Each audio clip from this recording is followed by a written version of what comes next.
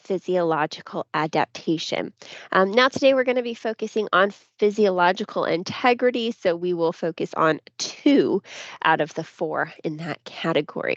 Now, on the right-hand side of the screen is a pie graph. This has all the different colors in it for visual appearances, and you can see some of the categories that are rather large. Management of care is 18%, pharmacological and parental therapies is 16%, and then you have some of those categories that are maybe a little on the smaller side, which is basic care and comfort and psychosocial integrity.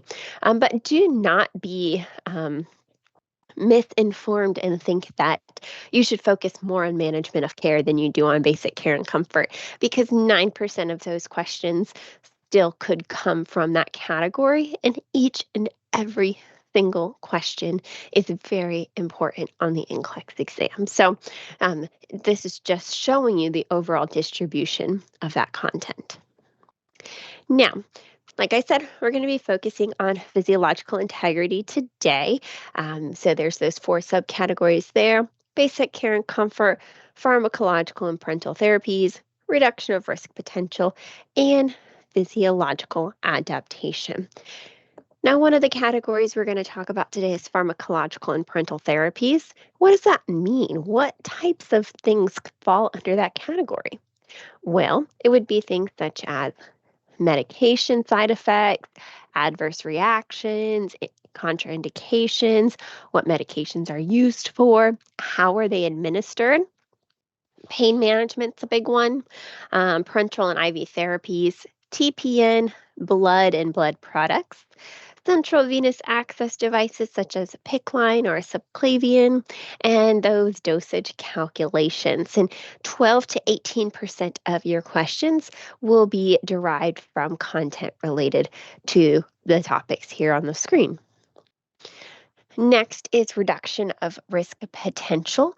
So that means things such as vital signs, maybe some abnormalities, some therapeutic procedures, diagnostic tests, lab values, potential for alterations in body systems, maybe some of those complications from tests or treatments or procedures, and then some specific body system assessments. And 9 to 15% of your NCLEX questions could potentially come from the topics listed on the screen. Alrighty, so if you haven't already had the opportunity to go to your Learn Upon account and listen to the webinar entitled 6 Steps to Question Success, this needs to be a priority for you as soon as this webinar concludes. It is very important that you understand how to work through the 6 steps to get to the correct answer. In that webinar, we talk about step number 1. Step number 1 is to determine the type of NCLEX question, as you will see here on the screen. When we are determining the type of NCLEX question, we are saying to ourselves, well, what is the focus of the question? Is the focus on delegation? Does the test question creator want to know if I can delegate something? Or maybe the test question creator wants to know if you can prioritize something. Or maybe they want to know if you understand the pathophysiology of a certain disease process.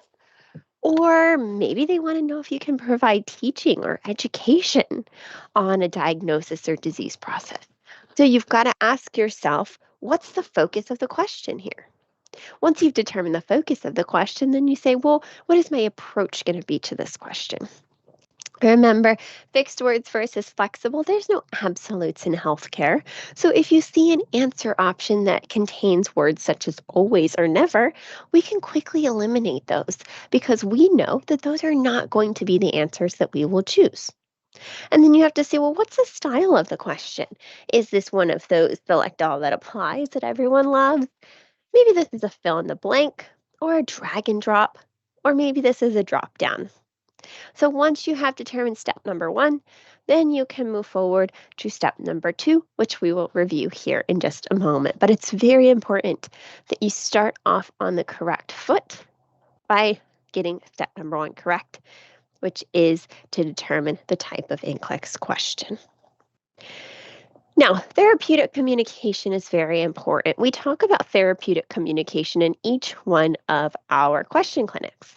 It's important not just for the NCLEX exam, but it is important for practicing nursing at the bedside here in the United States. You have to know how to connect with your clients, how to understand them, how to build a relationship with them. And that's why we feel it's so important to review those therapeutic communication tips and tricks with each and every one of our question clinics. Now, here on the screen, you'll see some of these.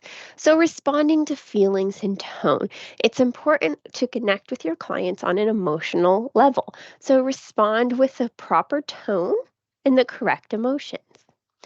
Provide information. So, we want to give our clients data. We want to give them what does the evidence say? Okay. We don't want to provide them with our opinion. They don't want our opinion, as professional as it may be. They want to know what does the science say? What does the data say? What does research show? Next, we want to stay focused on our client, not on ourselves as nurses, not on what our families have gone through, not on the things that we've seen. We want to stay focused on our clients and what's happening in their lives and what's happening with them. It is okay to use silence and presence. I don't know if you guys have heard that term awkward silence or silence is golden, right? Those are two phrases and terms that we use here in the United States, and you guys probably have heard of them too. But silence is actually very therapeutic. Silence and presence together are a very, very therapeutic way to connect with your client because what it does is silence says you have the opportunity to process the information you've been given, but I'm not going anywhere because I'm going to be present with you through it all. And it builds a trusting, healthy client nurse relationship. Do not ask why questions. Why questions could come across as probing, and we don't want to come across that way. We do not ask yes or no questions except for in the case of possible harm to oneself or someone else. If you believe that your client might have a plan to commit suicide or to harm someone else, you need to ask them that direct yes or no question. Okay? We don't want to leave that up for debate. You say, do you have a plan to harm yourself? Yes or no? If they do, then we need to, number one, think about safety for themselves or someone else and implement a safety plan right away. If not, and if the case doesn't have anything to do with potential self harm, then we should always be asking our clients open ended questions. Open ended questions allow for you to build on the relationship. It allows for your clients to provide you with the information that they deem necessary, that they want to provide you with. Asking yes or no questions just kind of cuts off that line of communication. And so we want to stray away from those. Do not explore. Again, exploring could come across as being judgmental. And don't say, don't worry, because we don't know what's going to happen in the future. And we don't want to provide our clients with a sense of false hope. All right, so we said we would review quickly the 6-step strategy for question success. And here it is. So, step number 1 is determine the type of question. We talked in length about that a few slides ago. Step number 2 is identifying the topic. So, it's important to identify the topic as it relates to the instruction of the question and not necessarily the story of the question. Step 3, you're looking for keywords or clues, which oftentimes comes into the story part of the question. Step 4 is applying your knowledge, guys. You cannot pass the NCLEX without core nursing knowledge. So step 4 is when we apply our knowledge. What do we know about that disease process? What do we know about the diagnosis? What do we know about that medication, right? Core nursing knowledge. Step 5, this is when you're going to look at your answer options. It's when you're going to begin to review them and use a process of elimination. And last but not least is step 6. This is where you are going to reread the question with the answer you've chosen to make sure that it makes sense. Are you actually answering the question that is being asked of you? So that is our 6-step strategy for question success. All right, guys, are we ready for question number 1? Everybody give me a thumbs up if you're ready to start question number 1. Everybody's with me. Everybody can see my screen? All right, very good. Yay, I have lots of thumbs up coming through. Awesome. All right, so question number 1 says, the nurse is assessing a client with hypertension and essential tremor 2 hours after receiving a first dose of propranolol. Which assessment is most concerning to the nurse? Is it number 1, that the client reports a headache? Is it number 2, that the current blood pressure is 160/88? Is it number 3, that the heart rate has dropped from 70 to 60? Or is it number 4, slight wheezes auscultated during inspiration? Which assessment is most concerning to the nurse 2 hours after receiving the first dose of propranolol? So I'm going to put 2 minutes on my timer here, guys. Please put it into the question box. When you feel that you know the correct answer, I'm going to put myself on mute, and after 2 minutes, we'll come back. And go.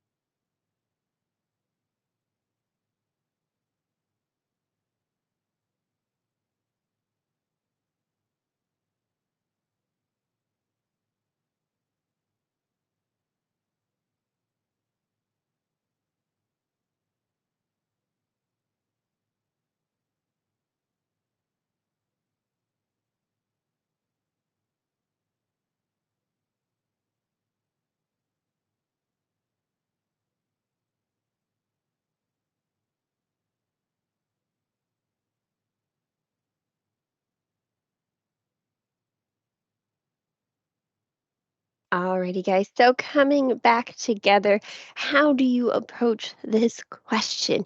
You have to say to yourself, what is expected and what is unexpected? First, you need to have core nursing knowledge of what propranolol is. What is that medication used for? What are common side effects? And what are adverse reactions? You have to have that core nursing knowledge in order to be able to answer this question correctly. Then what you want to do is work through your question or your answer options and say, is this expected? Yes or no? If it's not expected, if it is an adverse reaction, then you know which one is going to be your answer option. And most of you did indeed choose the right answer with number 4. So the nurse should be concerned about the presence of wheezing in a client taking a non-selective beta blocker like propranolol. Wheezing may indicate bronchoconstriction or bronchospasms. The nurse should assess for any history of asthma or other respiratory problems and report to the HCP. Now, a few of you did indeed choose the other answer options. I just want to talk about why those would be incorrect. So, number 1, the client reports a headache. Headache is indeed a common occurrence with hypertension, and the nurse may need to administer an analgesic as needed. Number 2, current blood pressure is 160/88. This is the first dose of propranolol as stated in the question. that the client has received, it may indeed take several days of treatment for the blood pressure to reduce to a more normal reading. And number three, the heart rate has dropped from 70 to 60. A reduction in heart rate is indeed expected with a beta blocker. The nurse should continue to monitor for further reduction. So that leads us to number four is indeed correct because we know propranolol is a non-selective beta blocker. All right, excellent job, guys. Woohoo! The majority of you guys did indeed get this one right. All right, so let's do a dosage calculation question. So, question number two says, immediately after delivery, an 8-pound client requires naloxone hydrochloride due to respiratory depression. The healthcare provider prescribes naloxone 0.01 mg per kg or milligrams per kilogram to be given intramuscularly stat.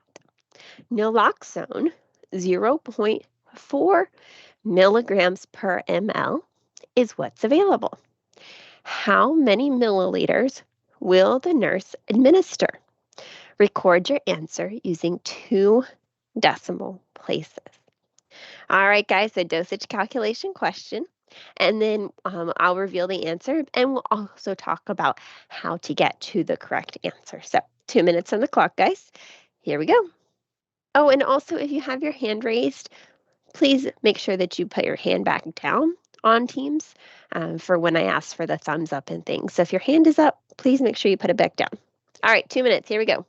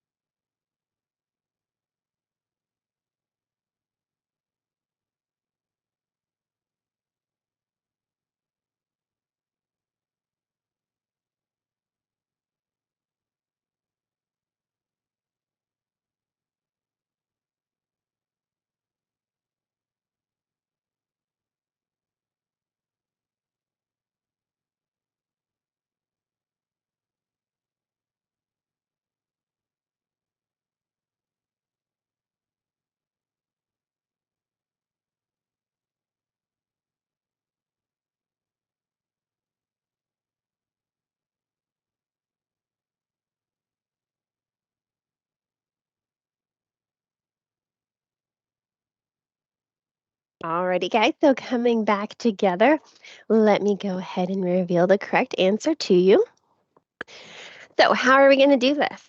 We're going to convert from pounds to kilos by dividing by 2.2. So, first, we're going to do 8 divided by 2.2, and we're going to get 3.636364. And then we're going to calculate desired dose based on the order. So, 0.01 mg per kg times 3.6, and that's going to give us 0.363634. Then we're going to calculate the amount to administer. So it's going to be ordered over available times the quantity. So we're going to do 0.0363634 divided by 0.04 times 1, and that's going to give us 0.90909091. So if you rounded that up to 0.91. Okay. All righty, very good. The majority of you guys, it looks like you did get that one right. Some people rounded it up to 1. I would caution you not to do that, especially when it comes to mgs per kg and giving the exact dosage. If it says round to 2 decimal places, make sure that you're paying close attention to that. If it said round to the nearest whole number, that would be different. Then you could round to 1. But this is asking you to round to 2 decimal places. So make sure that you're paying close attention and that you are rounding properly. Now, doing ordered over available times quantity is one way to get there, but there's also another way to get there. Okay, this is an alternate solution. So you're still going to do pounds to kilos. 8 divided by 2.2 is 3.6. But then you're going to do the desired dose based on your order, 0.01 milligrams over 1 kilo equals X amount of milligrams over 3.6 kilos. So then you would do that math.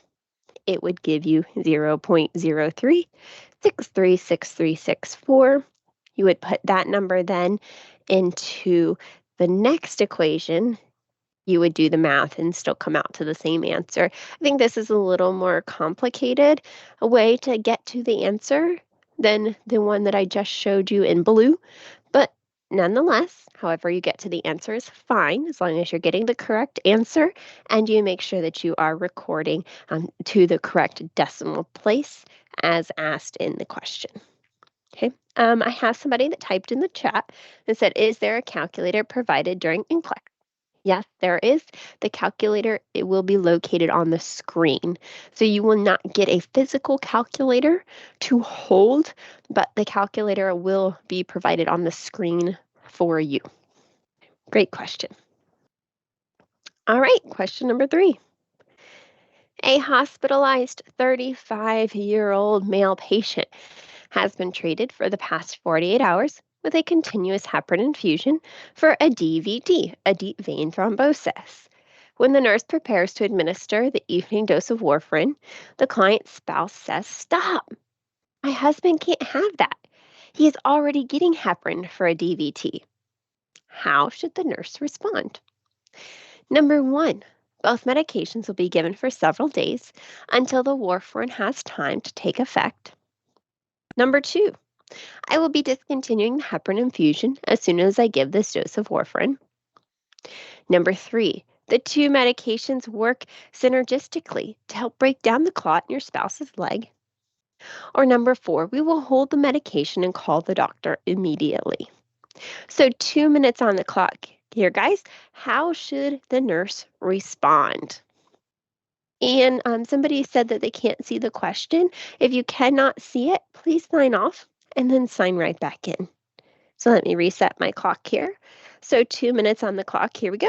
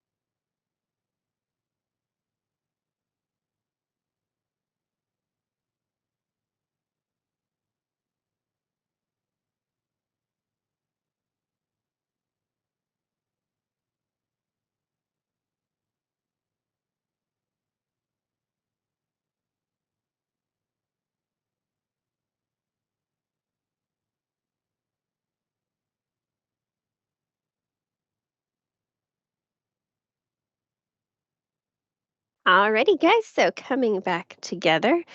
The correct answer here is number one. Both medications will be given for several days until the warfarin has time to take effect. And how to get to the answer of this, guys, is again core nursing knowledge about DVTs, number one, and then also about heparin and warfarin and the importance of giving the medication time to take effect. So you've got to have the core nursing knowledge of a DVT. Plus, you need to have that core nursing knowledge of the two medications that are listed here in the question. So warfarin begins to take effect in about 48 to 72 hours, and then it takes several more days to achieve a maximum effect. Therefore, an overlap of a parenteral anticoagulant like heparin with warfarin is indeed required. The typical overlap is 5 days or until that INR reaches a therapeutic level. The nurse will need to explain this overlapping of the two medications to the client and the spouse. Okay. But some of you did indeed choose the other options. So let's talk about why 2, 3, and 4 would not be correct. So number 2 says, I will be discontinuing the heparin infusion as soon as I give this dose of warfarin. The nurse should not discontinue the heparin infusion until the INR is at a therapeutic level. So that would be incorrect. Number 3, the two medications work synergistically to help break down the clot in your spouse's leg. Anticoagulants like heparin and warfarin will not break down or dissolve clots. However, they inhibit any further clot formation and keep the current clot from getting larger. Thrombolytics, such as tissue plasmogen activator called TPA, this does break down clots. And then last but not least, number 4, we will hold the medication and call the doctor immediately. Clarification from the HCP is not needed. The warfarin should be administered to the client after explaining the reason for its use to the client and to the spouse. Alrighty. Question number 4. Ooh, we have our first select all that apply of the day. So question number 4 says, the nurse collects a sputum specimen from a client with pneumonia. Which directions should the nurse give to the client before collecting the specimen? Select all that apply. Number 1, cough deeply and expectorate into the clean specimen container. Number 2, cough deeply and expectorate into the sterile specimen container. Number 3, inhale deeply several times. Number 4, rinse your mouth with mouthwash. Number 5, rinse your mouth with water. And number 6, sit upright or on the side of the bed. So select all that apply. Which directions should the nurse give to the client before collecting a sputum specimen? So 2 minutes on the clock here, guys, and go.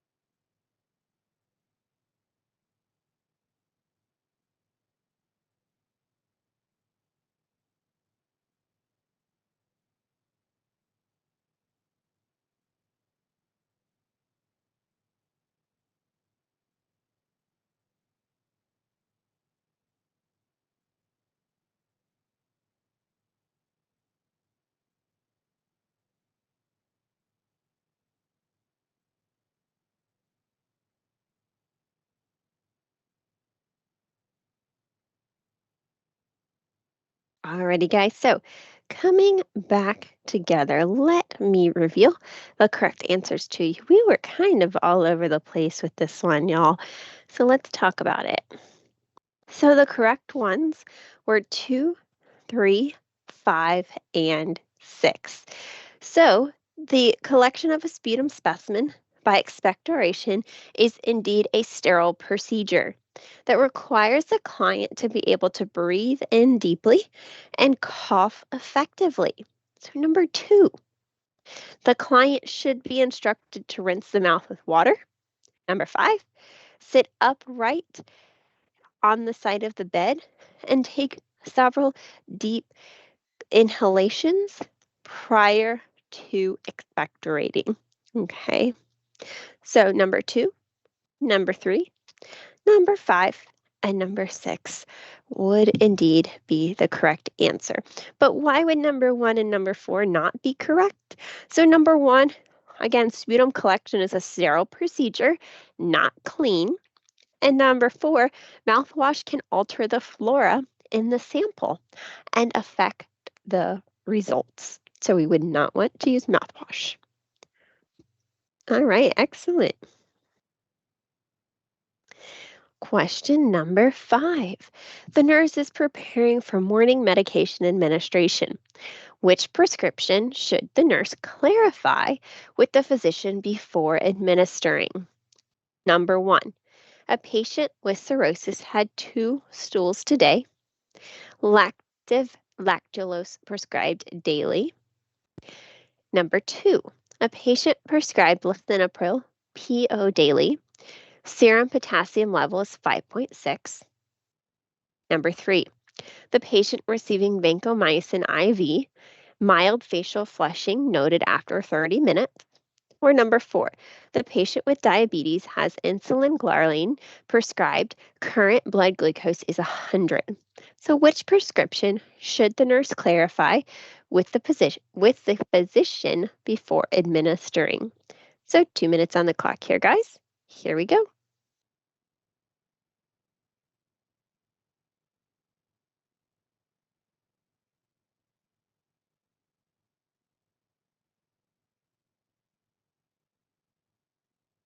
I do have a question in the chat box. It says, can we consider all samples taken to be sterile procedure?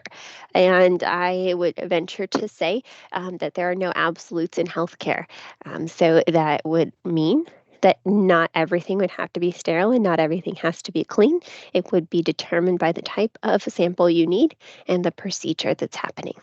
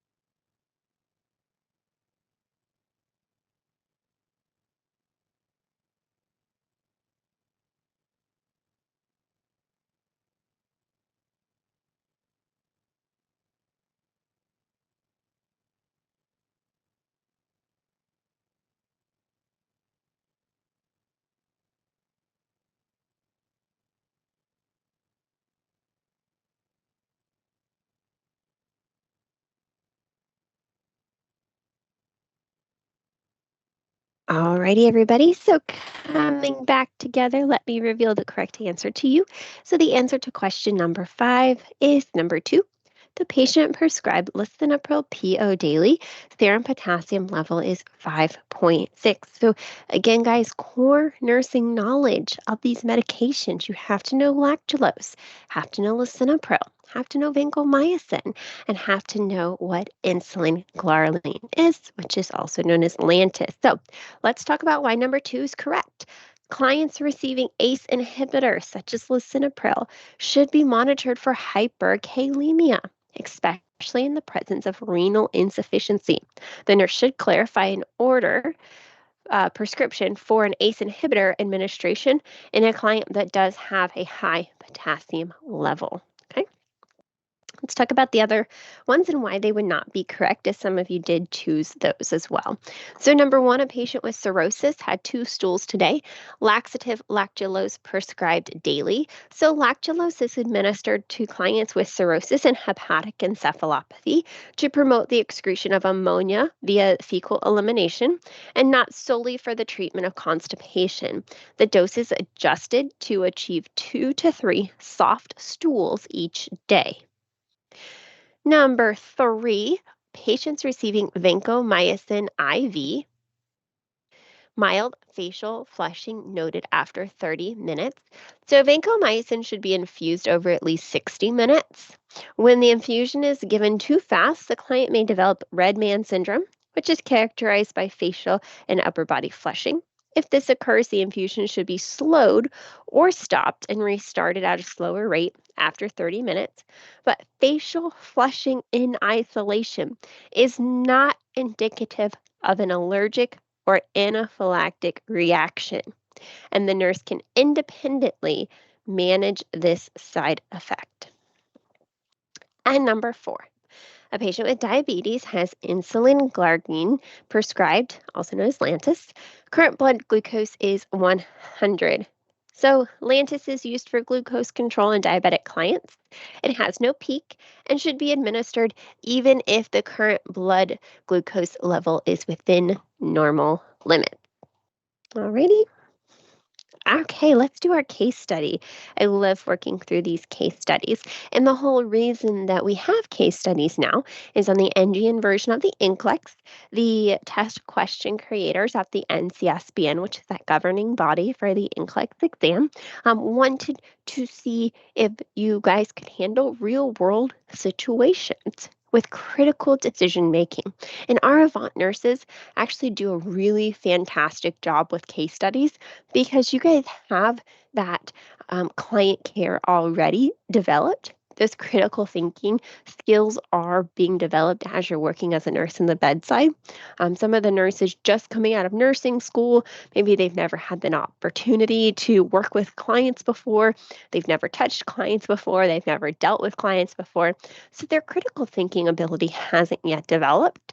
And so that is kind of where we can separate our Avant nurses and say that you guys do a fantastic job with these case studies. So, on the NCLEX exam, each one of you will have at least 3 case studies that will be scored. However, some of you could have more. We have those pre-NCLEX questions that are not scored but are used for research for more exams. And so you could end up getting up to 5 case studies, but everybody will at least have 3. So, with case studies, they integrate the nursing process in the clinical judgment model. Now, all of you should be familiar with the nursing process as it's something that you should have learned in nursing school. For those of you who went to nursing school 10, 12 years ago, that might be really far in the back of your brain, especially if you don't use it every day when you're working. But nonetheless, the nursing process is the same across the board. First step in the nursing process is to assess. And when we combine that with the clinical judgment model, what we're saying is we're recognizing clues. We're saying, well, what matters most to my client? The next step of the nursing process is to diagnose. This is steps 2 and 3 of the clinical judgment model. This is where we're analyzing those clues. We're saying, well, what do these clues mean to my client? And we're prioritizing hypotheses. So we're saying, okay, well, where do I start here? The next step of the nursing process is to plan. This is step 4 of the clinical judgment model. This is when we are generating solutions and we're saying, well, what can I do? What is within my scope of practice? What would make a difference for my client? Next is to implement. This is where we take action and we say, well, what will I do? How will I implement the plan I've just created? And last but not least, in the nursing process, we're evaluating. And in the clinical judgment model, we are saying to ourselves, well, did this help my client? Did it make a difference for them? All right, so let's review our scenario. So hang in there. I am going to read all the words on the screen to you. So, our scenario for the day, this is GM. So, the nurse on the medical surgical unit is caring for GM, a 55-year-old African American male who has been diagnosed with ESRD and subsequently referred for dialysis treatment. He has been prescribed with the options of long term hemodialysis versus peritoneal dialysis, and between continuous ambulatory peritoneal dialysis versus automated peritoneal dialysis by the nephrology team, and is taking a day to discuss these options with his family. GM lives with his wife of 25 years and frequently visits his son, daughter in law, and 2 grandchildren who live 6 hours away. He is employed full time as an accountant for a large marketing firm. He likes to travel to various parts of the country on his annual vacations to see monuments, natural wonders, and historical sites. His past medical history includes HTN, chronic glomerular nephritis, and a history of vesiculocortical reflex. Alrighty, so you guys need to know, what is ESRD? What is hemodialysis? What is peritoneal dialysis? What's the difference between continuous ambulatory peritoneal dialysis and automated peritoneal dialysis? And how would these different options affect his way of living? All right, so think about all those things as we're continuing to go through this scenario. So we have some lab results that are pending. So they ordered a CMP, which is that complete metabolic panel. And we have some medications. So we have furosemide, 40 milligrams PO daily. We have sevelamer, 400 milligrams, 2 caps, 3 times daily with meals. We have eopoietin alpha, 7,500 units, subcutaneous, 3 times a day. We have metoprolol, 50 milligrams PO daily. And we have calcium carbonate, 500 milligrams, 1 tab PO, 3 times daily with meals. All right, so we've got some medications here. And let's go to question 6. We did not have any physician orders there.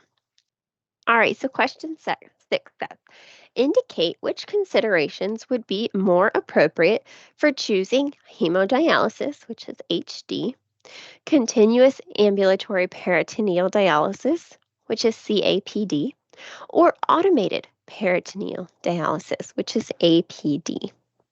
Some considerations may be appropriate for more than one type of dialysis. Okay. Alrighty, so here's how this is going to work. So I'm going to say considerations affecting dialysis. So I'll say full-time employment. And then I want you guys to put in the chat box for me if you think it is HD, CAPD, APD, or a combination of any of the three. I'm going to do about 30 seconds for each one of these. So here we go, 30 seconds on the clock. Full-time employment.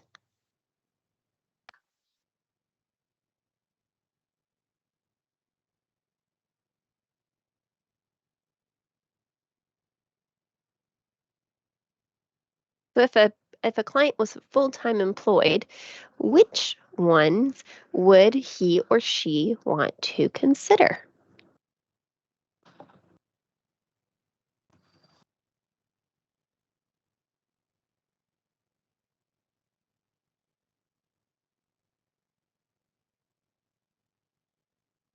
Alrighty, so if I was a full-time employment, I would want to consider CAPD and APD. What about for someone who often travels outside of state? Would they want to consider HD, CAPD, APD, or a combination of the following?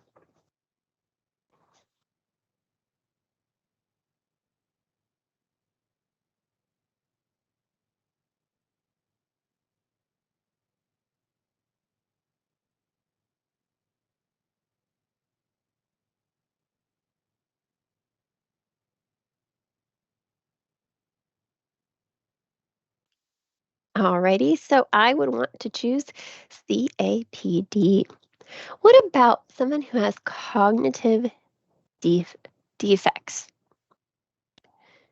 Hemodialysis, CAPD, or APD? Deficits. I don't know why I could not read that word correctly. Deficits.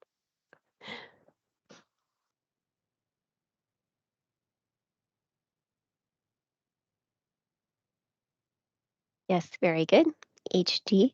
What about significant obesity? Someone with significant obesity, would they want to consider HD, CAPD, or APD?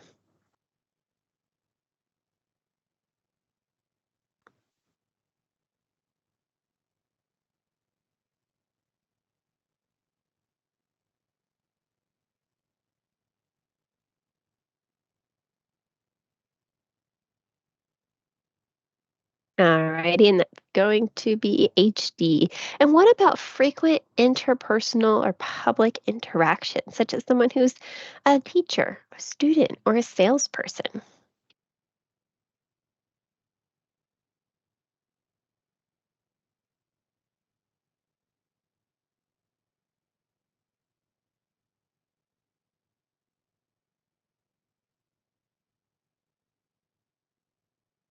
All right, and this is going to be any of them, actually.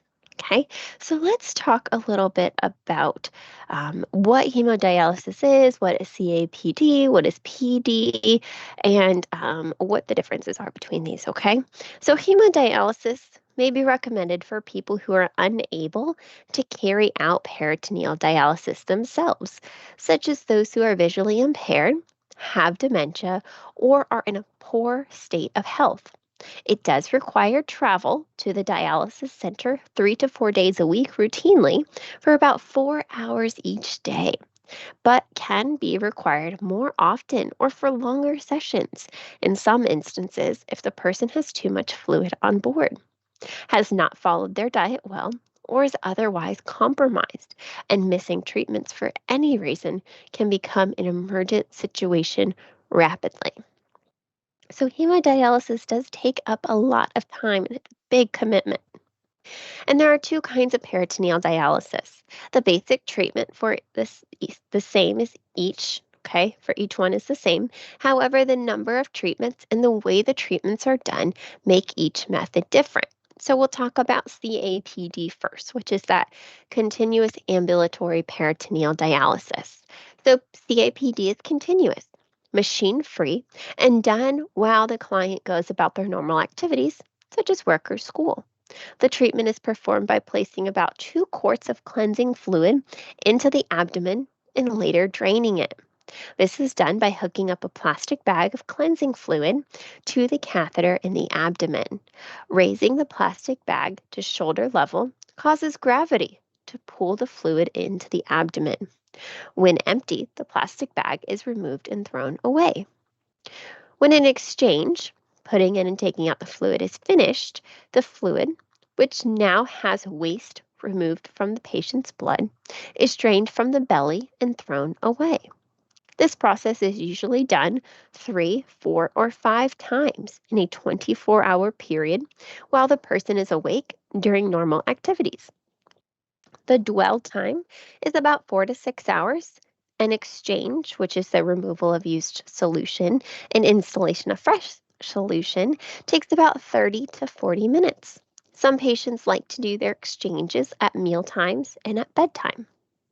And then automated peritoneal dialysis, it differs from CAPD in that a machine called a cycler develops and then drains the cleansing fluid for the patient or the client. The treatment usually is done at night while the person is sleeping. The equipment is somewhat bulky and does require special care. So, some doctors, you guys, feel that CAPD and APD have several benefits when compared to HD. The continuous dialysis, you can control extra fluid more easily, and this may reduce stress on the heart and the blood vessels. The patient is also able to eat more and uses fewer medications. They can do more of their normal daily activities, and it is easier for work and travel. However, there are some people for whom peritoneal dialysis may not be appropriate. The abdomen or belly of some people, particularly those who are morbidly obese or those with multiple prior abdominal surgeries, may make peritoneal dialysis treatment difficult or impossible. Peritonitis, which is that infection of the abdomen, is an occasional complication, although should be infrequent with appropriate precaution. People must receive training and be able to perform correctly each of the steps of treatment. So, in making a decision about the type of treatment, the patient or client should take into consideration that peritoneal dialysis is usually a daily process, similar to the working of the kidney, and may be more gentle with fluid removal from the body. Peritoneal dialysis is an effect from dialysis and has been proven to be as good as hemodialysis.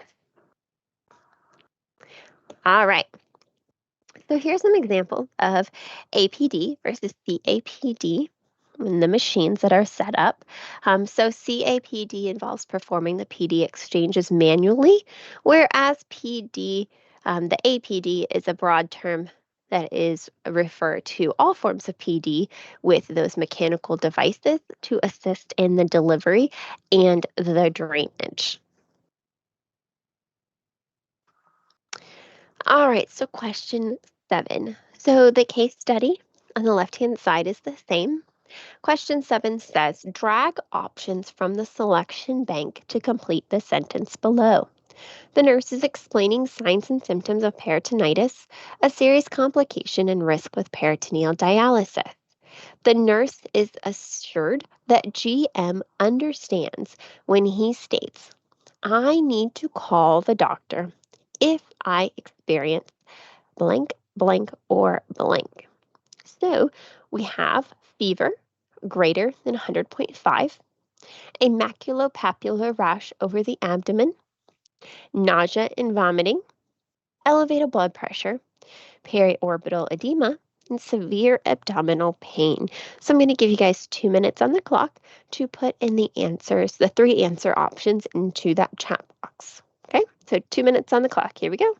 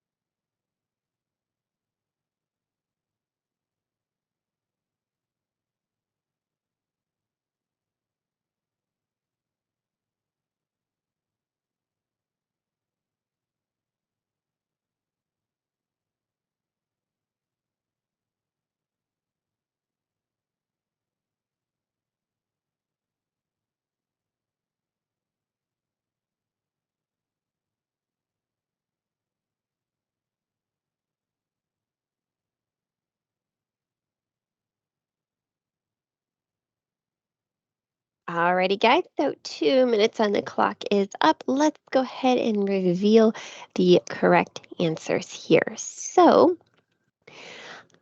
fever over 100.5, nausea and vomiting, and severe pain in the abdomen. And on the actual NCLEX exam, this is a drag and drop. So you would simply click on the phrase and drag it into the appropriate box. On the NCLEX exam, it will not matter the order in which you arrange them as long as the three are correct. Okay. Why would these other ones, though, not be there? So, maculopapular rash over the abdomen, elevated blood pressure, and periorbital edema are not associated with peritonitis. So, it's just the basic core nursing knowledge of understanding what are the signs and symptoms of peritonitis. All right, so question 8. Select 5 laboratory results findings consistent with ESRD. So we're going to choose 5. Potassium, sodium, chloride, phosphate, calcium, albumin, creatinine, or BUN. So I'm going to give you guys 2 minutes on the clock to put which 5 are consistent with ESRD. So we do have these lab results here. So the potassium came back at 5.2, sodium 137, chloride 100, phosphate 5.3, calcium 91, albumin 3.1, creatinine 85, and BUN is 550. And you are provided there with the reference range. So 2 minutes on the clock. Here we go.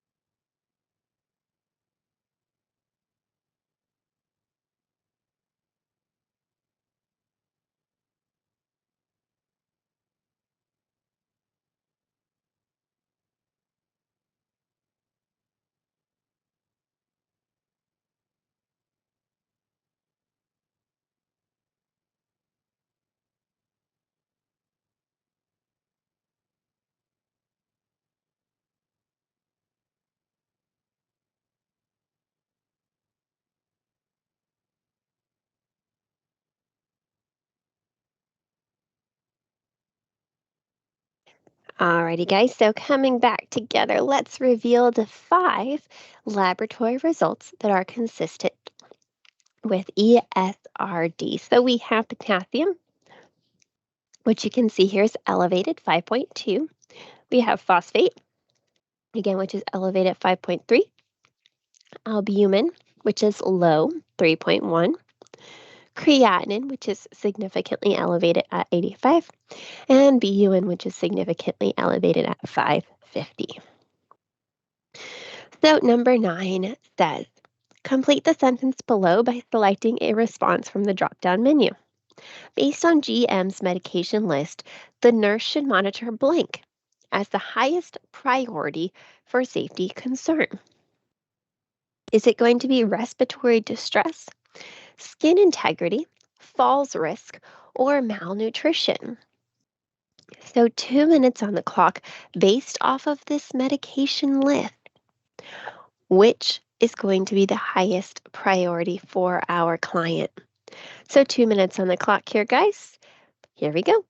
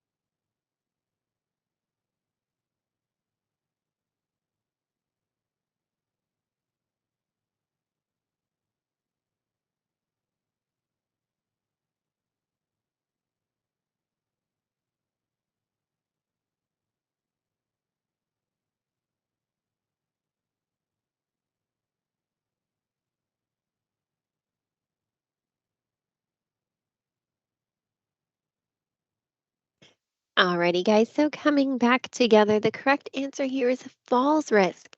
And some of you guys put respiratory depression or distress. But guys, while patients or clients with ESRD are at risk for respiratory distress, if they do not receive timely dialysis or have too high intake of fluid or sodium, this is not the highest risk based on the medication list.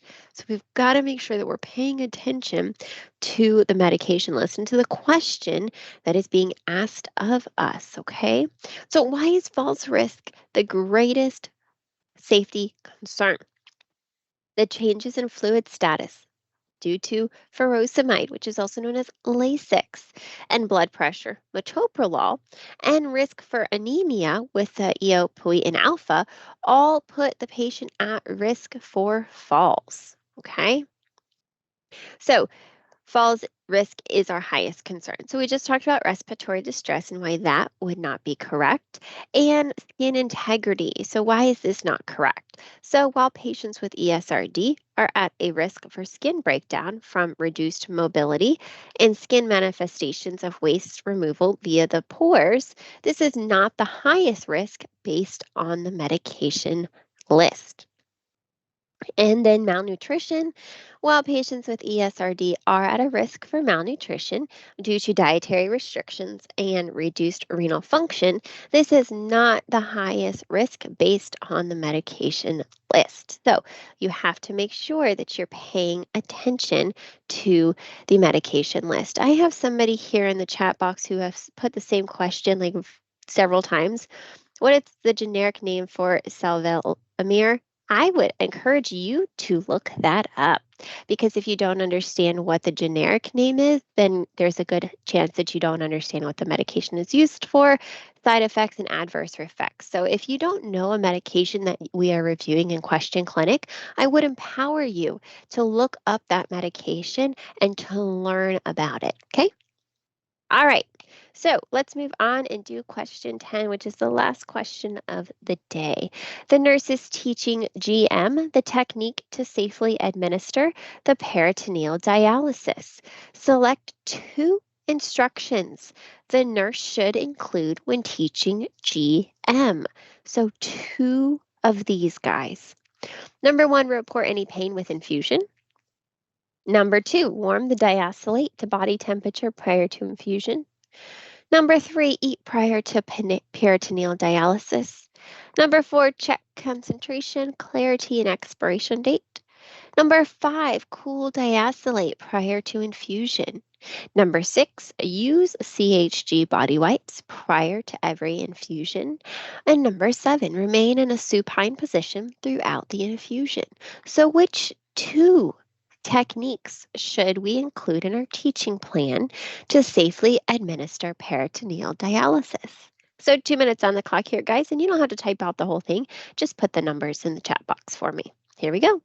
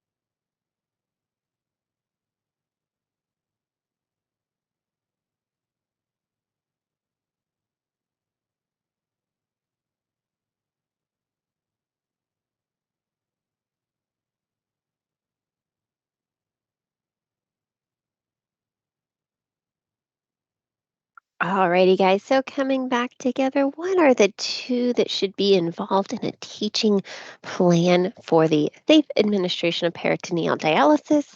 And that's going to be number 2 and number 4. These are very, very important, guys. So warming the diastolate to body temperature prior to infusion. This ensures that our clients are comfortable and prevents chilling and shivering during the peritoneal dialysis. And then number 4, check the concentration, clarity, and expiration date. So these are safety precautions for ensuring the diastolate is correct and it is safe to infuse. Okay. Alrighty, guys. So that is all that we have for today. Does anyone have any questions for me? We ran over time just a little bit, but thank you for coming. I hope that you guys learned at least one thing today. If you learned one thing, I consider that a successful question clinic. If you missed any of the questions or would like to review these particular set of questions again, you're more than welcome to join this afternoon as we have another session. We have one Tuesday, Wednesday, and Thursday as well. So thank you guys so much for coming, and I hope you have a fantastic rest of your day. Thank you and take care.